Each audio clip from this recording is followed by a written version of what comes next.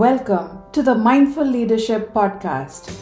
How do we navigate through all the noise, distractions, and pressures to make thoughtful, conscious decisions that are better for us, our people, our customers, and our organization? How do we know if we're busy and effective or just too busy to be effective? In this podcast, we talk to leaders who share their stories about challenging existing paradigms and doing different things differently. I'm your host, Shahana Banerjee, founder and CEO of Just Human, Not Resources, on a mission to humanize the future of work. In this episode, we dive into a mega dose of inspiration with Dr. Charisse Sparks, only the third African American woman ever to be a fellowship-trained, board-certified orthopedic trauma surgeon. She serves on the board of directors at Inspire Medical Systems. Powered by her purpose to lead a life of service, she has impacted millions of lives through her work. Charisse, I am so excited and beyond thrilled to have you on our podcast. Welcome. Thank you, Shahana. I'm so excited. Man, am I glad to be here today. Thank you so much for having me. So we met a few years ago at an executive leadership program at our former employer. I still remember this large conference room in Berlin where you shared your story. There was pin drop silence in the room. All of us were lifting our jaws off the floor, I think. You were so inspiring. Let's start with your story and the journey that has led you to where you are today. And also the people, the influences and experiences that have shaped you. Well, thank you. I think I'll start with my mom saying, Charisse wanted to be a doctor. She told me she wanted to be a doctor at age 5. I have no recollection of wanting to be a doctor at age 5. But the things that I remember most is my mother's an educator and my father worked for the Department of Housing and Urban Development. And they were both trailblazers for their time. My mother was somewhat of a prodigy. She got her master's degree at the age of 13, which is really phenomenal. What she did help my brother and I to understand was, number one, knowledge is key. So education is so important. And the more you know, the more you can do. And she didn't force us to do things and she didn't make it hard for us to do things. But what she did do is once we did find an interest, she wanted us to stretch ourselves. At the time, it wasn't sort of fashionable to go to what we now know as charter schools or Montessori school. But my mom, being an educator, knew of such a school. And in the second grade, we had to actually do like our first public speaking. And I chose Dr. Daniel Hale Williams, and he's the first African-American cardiothoracic surgeon that did a heart transplant. And wow. To this day, holding my picture up with Daniel Hale Williams up on the, and me saying my little spiel. But I think that's where I got the bug. I just understood that you could do whatever it is that you thought you wanted to do. And I never felt inhibited. So math and science came really easy to me. And so those are the areas that I really focused on. And I didn't have anybody in my ear going, no, little black girls don't do science and little black girls don't do math. I didn't have any of that. So that seemed normal. Some funny stories. I got a chemistry set one Christmas and my dad said, okay, I'll be your guinea pig. So I made him some homemade deodorant and some homemade bath soap out of my chemistry set. And he was brave enough to wash with it. So So that sort of put me on the academic path that I was going to be some sort of scientist. I didn't know exactly what kind of scientist. But the other parts of my life are around animals and sports. And so orthopedics and surgery, all that sort of mixed together. So using math, science, but also having an empathy toward people, wanting to know more about people, wanting to always be in service, because that was also a big value in our family. That just seemed like the perfect place for me to be. Now, that all sounds really great. And it sounds like I just buzzed right through that. Everything was perfect. But I got to tell you, everything wasn't perfect. So as we go through this, we will talk about some of the ups, the downs. But I had really strong role models. I had my mom, my dad, my big brother, who I just adore, my grandmother, who was just phenomenal, and then many teachers and educators along the way, and then business colleagues, even to this day. So my journey has never been one of solitude. I've always had people around. And then that made me really respect the fact that no person is an island. You cannot find success all by yourself, no matter how hard you try. And that is what I really landed in. So after high school, I went to Wichita State University. I played basketball for 1 year. Then I tore my ACL. I thought, actually, at that time, I dropped out of school for a little while because I just didn't know exactly what I wanted to do and what it was all about. Because even though my parents never really pressed, I was always in accelerated courses. So I was always working, and I was always in some sort of summer program too. So it's just kind of year round. I was always academically engaged. And so at this point, when it was finally my choice to do whatever I wanted to do at college, I said, maybe I'll take a break. So, but that didn't last very long. I saw an ad for the Small Business Administration where they were recruiting women to do traditionally male jobs. And so I applied, and all of a sudden I got accepted to be a general contractor. So I began building stuff. I formed a company. We were very, very successful in that company. So much so that at the beginning of the program, you get a loan. And if you show success within 2 years, you don't have to pay the money back. So it turns into a grant. So we got that. And then that facilitated a return to academics and then on to medical school. And by selling my company, I was able to fund my medical school. Also, my goodness. Within medical school, I got academic scholarships, but also selling my company helped me to come out of medical school. Charisse, you are answering, I think, a burning question that our listeners have. Can you go from being a general contractor to a surgeon? And the answer is yes, you can. Yes, you can. Yes, you can. Oh, my goodness. But just goes to show, my brother said something very profound to me a long time ago. Life is a marathon, not a sprint. So it takes time, it takes training, it takes development, it takes introspection, it takes stumbling, it takes almost wanting to quit. But being true to you is really what you have to come to grips with. And that took me some time. So, I marked my own path. I decided my own fate, and I went for it. When I decided, that's what made it work for me, is because at the time that I decided to be a doctor, it's really hard. You have to do it for you. So therefore, you have to find that stamina within yourself. You have to find that lens that helps you see that long-term goal, that you keep pushing for it, you keep reaching for it. And that all has to be you. And so for a long time, I didn't know that it had to be me. I thought I had to sort of take care of everybody else. I had to do something for everybody else. I had to, and that's not really it. So you're absolutely right. You can go from ditch digging, because as a contractor, when in the beginning, you have to apprentice. So you have to do all the plumbing. So you go under the house where all the nastiness is. You got to do the electrical. You got to do all that stuff. You got to get up on a hot roof in the middle of the summer. And then you get to be the general contractor because you have to know a little bit about all of the trades. And that's kind of the way medicine is too. We go through a period of looking at all facets of medicine and then choosing what we want to do from there. Those are all just foundational pieces that help you keep peeling the onion of Charisse. So there's a little more and a little more you'll find out, as you go through. So well said, Charisse. So well said. And there are so many lessons, I think, for our listeners. So not just that you can go from general contractor to surgeon, but also the fact that many of us, when you drop out of college, the path back seems really hard. And a lot of people don't end up going back because of how difficult it is to do so. But, you're also showing that even though you may make a choice to step out for a while, life is a marathon. Sometimes it may be a marathon full of sprints, a marathon nevertheless. And so you could go back, if you wanted to, doesn't matter when. It's just about wanting to do so and wanting to do it for the right reasons, which is for yourself. So, talk a little bit about what drew you to medicine. What is it about medicine that really fuels you? Why is it important to you?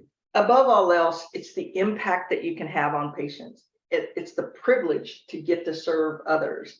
Hmm. Uh, Couple that to my fascination with science and objective data. So I love structure. You may think, okay, let me drop another one in there. So here's a trauma surgeon that rides a Harley. So you may think I like to be the wild thing, but I really don't. I really like structure. I really like kind of defined limits and things that I can master, but also that feeling of being engaged with another person. I chose trauma. When I first went to medicine, I knew I wanted to be an orthopedic surgeon.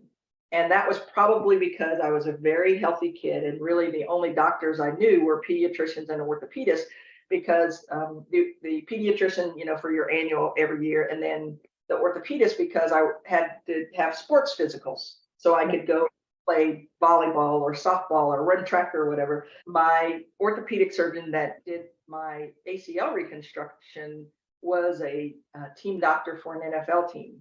But he took me under his wing during my rehab and he invited me in to his office to see patients with them, to the operating room, to do cases with them, and then introduced me to other doctors and other specialties to say, here, don't just look at me, look at what these other doctors do. That was really impactful for me because I just saw the way he changed lives and I saw the way that he didn't do things to patients, he did things for patients. And that very, very, that's a different mindset than what some people typically say about surgeons is that, we're sort of arrogant. In my head, I didn't ever have that picture because the person that I shadowed was not that person. The contributions that I feel like I really want to make are touching the lives of others and enhancing the lives of others. And if I can do that by physically laying my hands on, applying science and data, those are things that really excite me.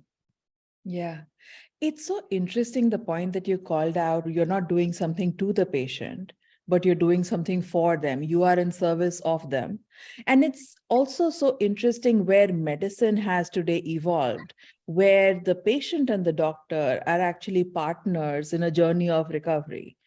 And we don't necessarily always see doctors having made the transition, I should say, or patients for that matter, to be fair. But when both are cooperating or collaborating on achieving the outcome, it seems to work magically. I agree. We want patients to be advocates, but I want them to be open-minded advocates as well. I want them to accept that they're not an MD, even though many of them think they are by the time they get to us.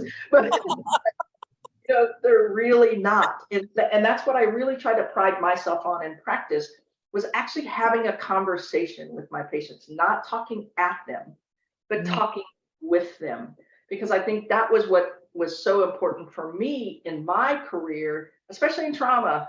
I was never sued as a trauma surgeon. And that's really big. No one ever made an appointment to see me. You showed up in an ambulance and here I was. Usually bad things happen to you and you weren't ready for them to happen. You didn't always have a great outcome because we didn't always have great going in. I really learned early on to sit, talk to patients, even when patients at the end would go, okay, well, that was really nice. Thanks for talking to me. When will the doctor come in? Even though I was the doctor, recognize that I was going to be their doctor. And I had to work through that, as well. When they sometimes would look at me and go, I'm not really sure I want a Black person to be my doctor. And I said that nicely because there were some not nice names that they called me. And I had to recover from that. I would have to recover from being told to go mop the floor. My experience is complex, but not insurmountable. And it had to come from the fact that I had to listen to people tell me that I had to know me first. And above that, I had to love me first. So one of the things that I do every single day when I wake up and I'm in front of a mirror, I just say, I love me some Charisse. Because if I don't say it, nobody else may say it. So I do it every single day. every single day, even on the days that I may not believe it, but I do it every day. And I think that helps me foundationally stay planted, but also helps me to garner courage when I need courage, bravery when I need bravery, and humility when I need humility.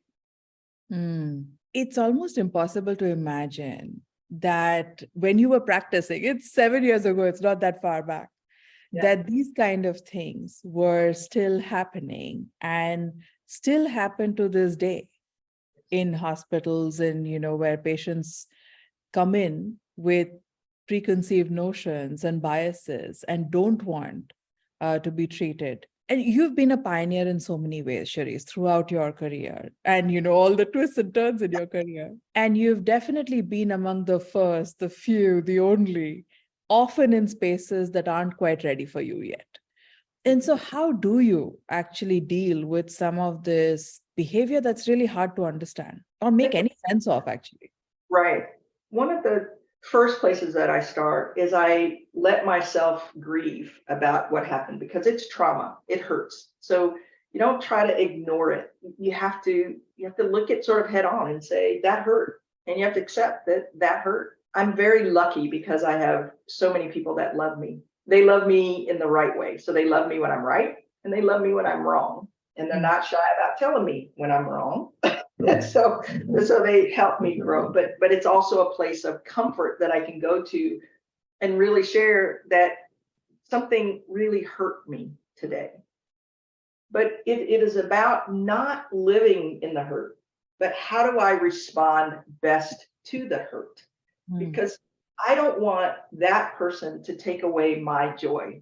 And my joy is in giving others and being in service to others and providing a service to them. Should they want that service, I want to be at my very best, because I'm telling you, when they came to see me, they didn't expect to see me. They got hit by a car, or they fell off a building, or terrible happened. And so sometimes it was that they were already angry about something else. And so I had to not always take these things so personally, even though it's really, really hard. And that was not a snap my finger and I was okay and ready to do that. What I always had to come back to was, what's more important, my feelings or my service to others? And the service to others always won. And sometimes I had to swallow some things and just get through it. So it's not easy, and I'm not a saint. I giggle because lots of times when I go to the operating room, the mean person gets to go to sleep. I don't have to talk to them. I don't have to see them. I don't really have to deal with them. And so they're sleeping. So they can't be mean to me while I'm really doing my job. More times than not, even when that person lashed out at me, at the end of our opportunities together, many of them would come back and hug me or hold my hand or want to introduce me to their family, and that just made it all worthwhile. So that validated for me that I can't sort of react in anger. I have to really process everything. So it was all about taking a breath, but it was all about taking that time in surgery, doing the thing that I really wanted to do, because they couldn't spoil my joy. Guess what? Because they were sleeping. And I got to do the thing that I really wanted to do. That's actually really amazing, Charisse, because the empathy and grace with which you talked about their circumstances, that they were at probably their worst, they had not expected, whatever trauma had happened to them and ended up in your OR, the empathy and grace with which you are seeing it from their perspective, and then still choosing service over anger, is really remarkable, really remarkable. But I can also share one of the most hurtful things. So when I was in practice or in residency, and I was a chief resident at Arkansas, a patient came in, had all kinds of tattoos like swastikas and an 8-ball and all this stuff. And much of it I didn't know. The swastika, of course, I knew, but the 8-ball I didn't know, and the tear tattooed on his, I didn't really know all that. I came in to see him because he had been in a car accident. So he had multiple injuries and he was going to need surgery right then. I said, hello, I'm Dr. Sparks and I'm the orthopedic surgeon on call. And here's what we need to do for you. And here's the injuries that you have. And he just looked at me and he said, no way, no, you're going to operate on me. And I said, God. That's great. I said, that's fine. But what you need to know is that I am the only orthopedic surgeon in the hospital right now. And if you would like to have your injuries cared for, I would be the surgeon that would care for them. And he said, nope, get out, get out. So I left. And about 2 hours later, they called me back because it was really hurting. And he knew that there wasn't going to be any opportunity for him to leave. So I did his case. It went well. Bottom line of the story is by the end of it, he was hugging me. He invited his whole family up to his room to meet me. They wanted me to come over for dinner. And he is another one of those persons that actually writes me notes every now and again to tell me how he's doing. I want to ask you maybe a difficult follow-up question. I think people who are not in our shoes often don't relate to or understand what it is that we go through when these kind of things happen. Somebody said something to you, so what, right? Is kind of the refrain you hear sometimes. And I don't think they understand that it is not once in your life that you hear it. It is a lot more often than that. How would you explain it to somebody who has never gone through what you've gone through as to what it feels like? Ooh, that is hard. It's like scuba diving or snorkeling if you've ever done either one of those things. Let's say scuba more, because you're ascending and you're almost to the top and you can see the light and you can see that you're going to break through and you're going to get to breathe deeply again. But yet the surface never comes. And so you're always reaching for it. It's like we always have to perform over and over and over. And milestones that others only have to reach once, we may have to reach 10 times. And that's just for somebody to go, well, okay, it's not a fluke, but let's see if she can be consistent. So you have to do it 10 more times. We perceive each one of those 10 times has to be better than the last. So the energy that it takes you is phenomenal. So it's training, reaching, but never actually really getting there. And then finally, when somebody finally says, oh, okay, that's all they say. They say, oh, okay. They don't go, wow, great job. Man, you stuck it out. Oh, they never, the other people never sort of accept responsibility for having made your journey so hard. All of a sudden, when you make it, they want to cabbage onto you and go, look what I got. She made it. She did it. So I'm going to put her in this group. I'm going to put her here. I'm going to put her in front of this person. She's going to wow this group. She's going to wow. And I'm going to take credit for her. That's really giving you the credit that you deserve. That is something that I think until the murder of George Floyd, we as people of color always accepted that was okay. Now the line in the sand is different. Now we push back and say it is not okay. You will acknowledge my accomplishments. Now that comes at a peril to us still today, even when we stand up for ourselves and we're on good footing and we have objective data. More so, I think. Yeah, the biases still don't go away. They still don't go away. So I think to bring this kind of home, it is, again, you have to be, number one, you have to love you. You have to be confident in you, and you have to give yourself grace because it is hard. So when I walk into a room, even if there was something that said my name and I'm going to be the keynote speaker, if there wasn't a picture of me, if I were in the crowd, nobody would ever know that I was going to be the one to step up on the stage and give whatever. They wouldn't assume that I would do that. And then when I leave the stage, then it's it's a very different kind of thing. Building your own rewards, labeling your own glory. Those are the things that we just have to take for ourselves. Very well said. I'm going to ask you a harder question, if that's okay. Okay, I'm ready. A lot of diverse talent, women often. I think the question they have on their mind is it worth it? Because the journey is so hard. Is it worth it? And you see it in a lot of different ways.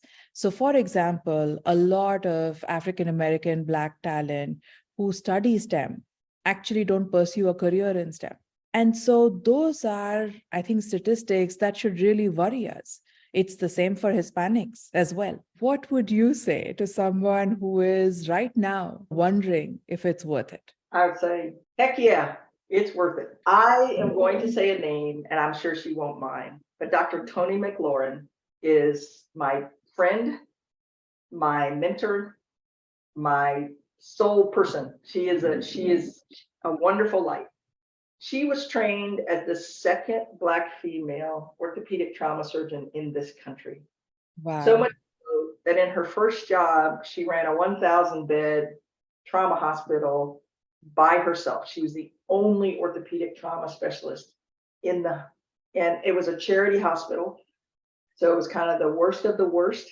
And she did it for many, many years. I learned about her just kind of in an oh, by the way fashion, because at the time there was nobody that looked like me anywhere doing anything that I was doing.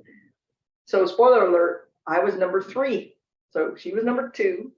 And Oh I'm my goodness. fellowship trained, board certified orthopedic trauma surgeon in the country. So is it worth it? I would say yes, because without Toni, there wouldn't be Charisse. Mm. Charisse, now the funny one is the next number 4, her name is Charisse as well. So I'll I'll but today, and the first, her name is Sherry, Dr. Sherry Holmes. She's the very first. And so I had the privilege of meeting all of these people. And now I know they're my friends. These are people that I know. But what they didn't do was be selfish. Now, Toni will, if you ever reach out to Dr. McLaurin, she will tell you, yeah, Charisse had to stalk me, which I did. But it was back before the day You of stalked her? Oh my goodness. Tell us more. Tell us more. because it was back before the day of email. So I had to write her a letter. I wrote her a letter and I called her office and asked her secretary. And she said, one day she came and she had all those little pink, while you were out message things on her desk, all from the same person, me, trying to get a hold of her. But once we came together, I met her at the American Academy of Orthopedic Surgeons meeting once. We decided we were going to have lunch. And we've been friends ever since. So this is over 25 years ago. But what I encouraged her to do is I encouraged her to share her story as well. I encouraged her to come out of the shadows so more people could see her. And that's what I think, that's what makes it worth it, is when not only can you reach forward, but you can reach back and bring people forward. Toni, Sherry, and I sort of had an ad hoc group, and we just called it We Three. And what we tried to do at every academy meeting or every opportunity where we had underrepresented minority medical students, we tried to just share what we did, what our jobs were. And then we gave them our personal information so they could call, they could write, they could ask. So you have somebody that at the end of the tunnel, there is a way to get there. Yes, it's hard, but you have somebody that can support you and you have somebody that has done it. So when you say, is it worth it? Heck yeah. But it's worth it once you decide that that's what you want to do.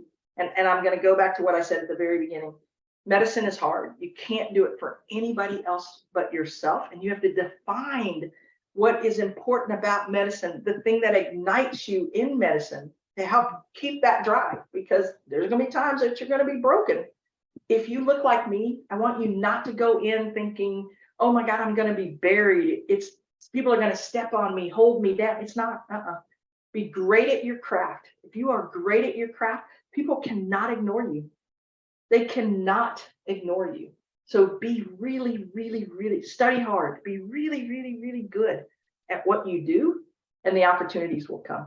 Yeah. So yeah, it's worth it. Thank you for sharing that, Charisse. One of the things that I hear from talent across the globe is the importance of somebody taking a chance on you. Just like your father took a chance trying your homemade deodorant. You've got to have someone take a chance on you. And I think it is even more important, especially for diverse talent, to have sponsors, not just mentors. In your career, right? And certainly the career switch you made as well. Could you think of perhaps an example where somebody did take a chance on you, saw the potential, and took a chance on you? I will give you two examples.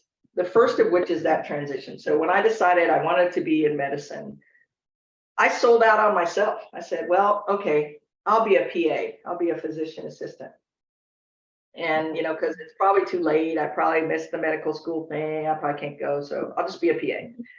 And I went to applied to PA school, got into PA school. And once I was there, we had to do an away rotation at the medical center. While I was there, one of the Black surgeons there just pulled me aside and started talking to me. And I said, yeah, I wanted to be a doc, but I took this time off. And he said, stop. What are you doing? If you want to be a doctor, be a doctor. And he introduced me to the dean of the medical school. He introduced me to the academic advisor at the medical school and said, this decision is up to you. You can be a PA, which is great. We would love to have you be a PA and you'd be really good at being a PA. But if you want to be a doctor, then you should pursue being a doctor. He goes, I can't guarantee you'll get in. You have to go through the admissions process, just like everybody else. You have to go get your letters of recommendation. You have to do, you have to do everything that everybody else does. So all of a sudden, now I have a decision to make. I'm in PA school. Do I want to take the MCAT? Because I've never taken the MCAT. And all of a sudden, so trying to study for PA school and take the MCAT at the same time. But that's what I decided I wanted to do. Once I got my letter inviting me for interviews for medical school, this same surgeon helped prep me for that. So he put his reputation. He also wrote me a letter of recommendation. He put his chips on the table. So that sponsorship, in as much as he could sponsor me, he did. He put me in the right situations. Wow. He told me what volunteer activities I needed. And even if he knew of opportunities, he would send them down so I could get involved. And he was really instrumental in helping me to garner the position that he knew that I wanted most. And that is not to say that he gave me anything. He didn't do anything special. He did special because he spent his time on me. But I still had to do the same work that everybody had to do. I had to get the grades that everybody had to, so there wasn't any easy road. And then the second one was another transition when I decided to leave clinical medicine and go to industry, where you and I met at J&J. Yeah. At the time, he was a area vice president, I believe, for Synthes after they had been acquired by J&J to become DePuy Synthes. Mm. He asked if I would ever think about coming in and being a medical director at a medical device company. And I looked right and looked left. I thought he would, that show Punked. I thought he was punking. And I was like, what are you talking about? I had no idea that a job like that even existed. And so he sent me the job description and I read it and I was like, wow, that sounds, really cool. And, I'll be really honest because, down at the bottom it said I might have an opportunity to work in Switzerland. So I was like, oh, that would be really cool. So I'll think about changing. But the fact that he saw me in clinical practice, saw the type of medicine and the type of care that I was delivering, saw the interactions that I was having with patients, that he would go inside a large organization like J&J and tell all the right people to look out for my application, or even say, hey, can you talk to her before she applies and see, so he did all of that using, again, throwing his chips on the table to support me. So it was a big decision to leave clinical practice because, like I have said, I don't know, 10 times here, medicine is hard. I had to decide whether or not I was going to give up everything that I had worked so hard for. Yeah. But then I had to reframe it. I wasn't giving it up.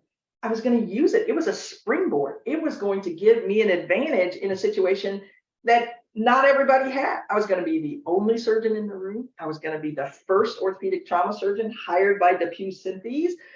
All of these things.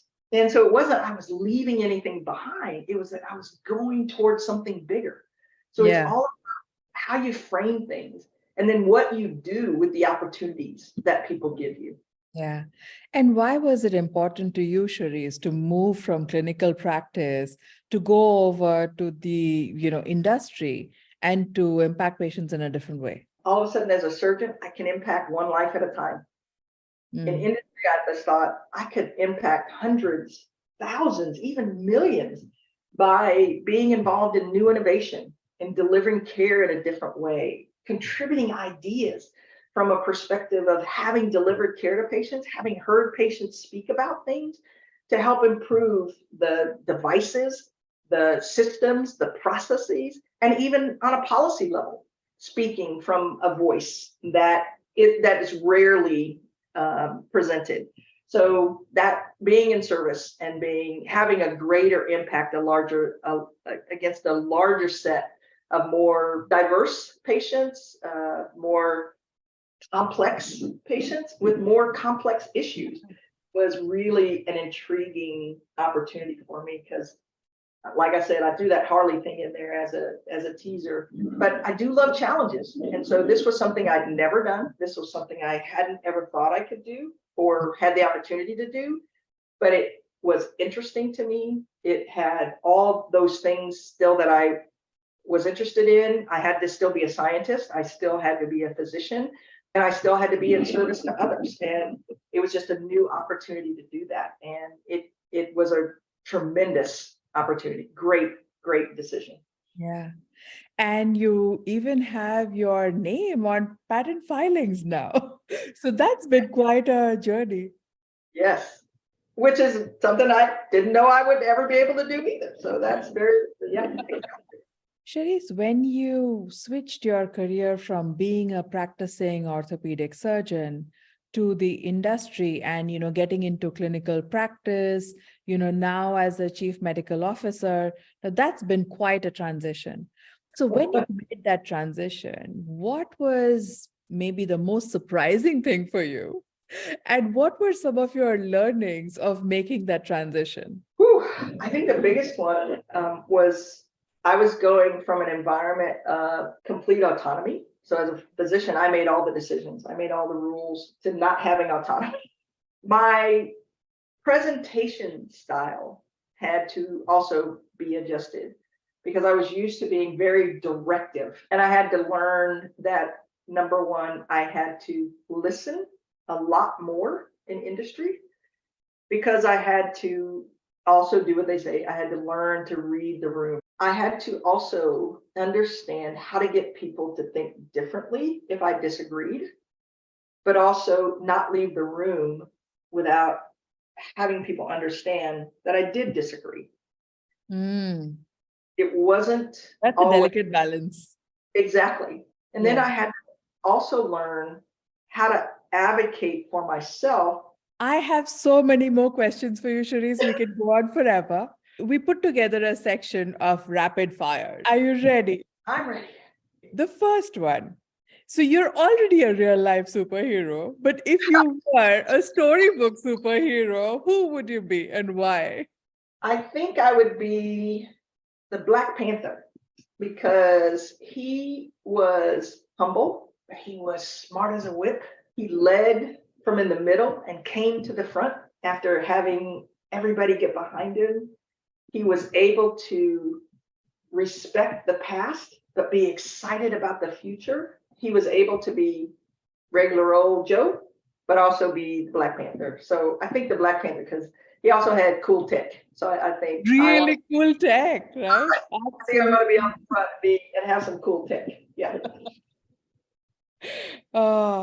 I think he missed out on a Harley, but you can add that as well. But he did have a cool motorcycle. He did have a cool motorcycle. So yeah. He did. If you had a superpower, what would it be, Charisse? Watch this. I do have a superpower. That is my superpower. People tell me all the time that you can't do it. Nope, not right for you, or you're not right for this. And I say, watch this. So I do have a superpower. I don't wish for one. I got one. Well said. Beautifully said. What is one piece of advice that you've received that's really helped you in your journey? And what's one piece of advice that you'd share with our listeners today?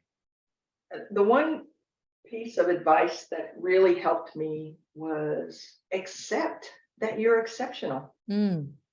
Seems simple, but it isn't for us. It is But not.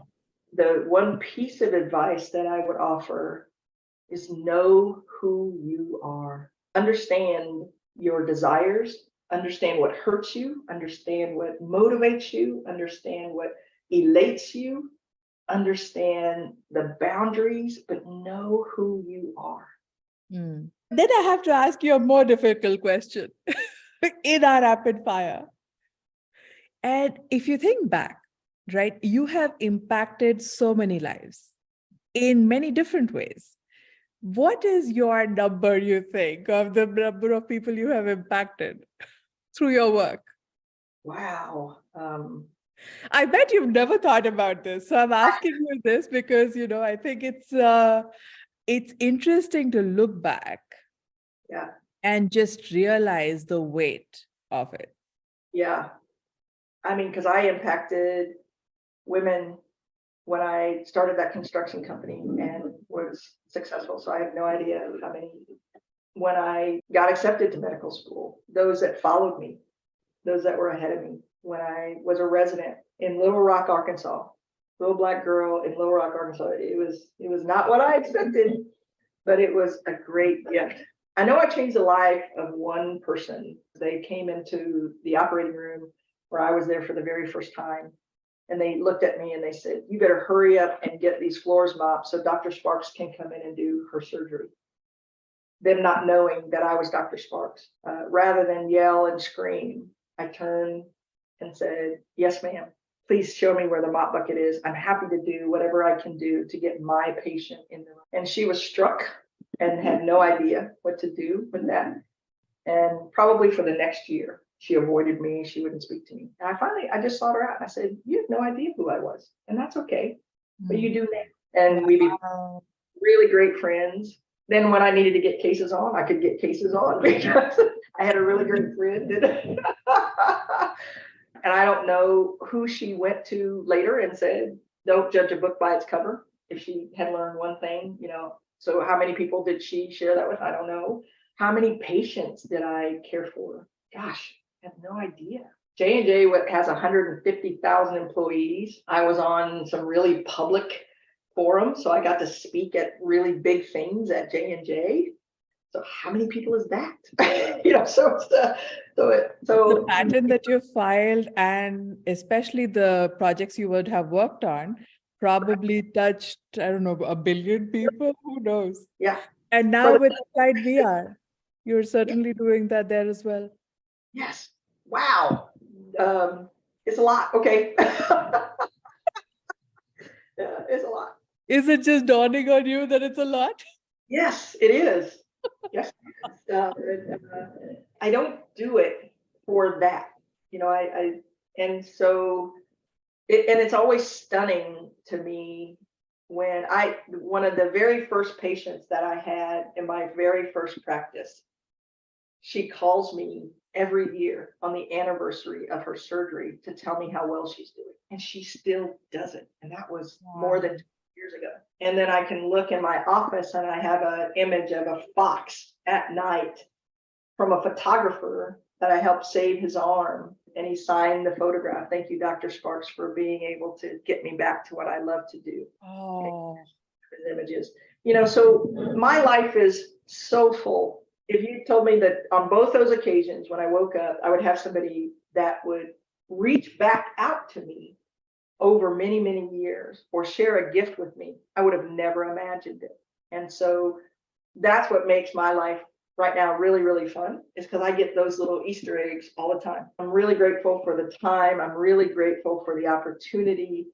I'm really grateful for the grace that people have shown me, that give me opportunities and spend their chips on me, that sponsor me. And you have done that today. You have really given me a great opportunity to have a wonderful conversation, to help people hear a voice that may be different than what they've heard before.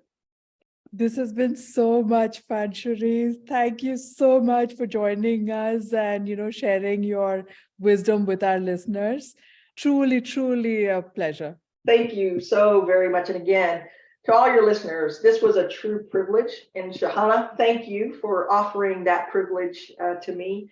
And thank you for all you're doing, because I think this is so important, because there's just so many times that we look around and we don't see anybody that looks like us. And especially when we look up, we don't see people that look like us. And giving a voice to that is really, really commendable. So thank you for everything that you're doing as well.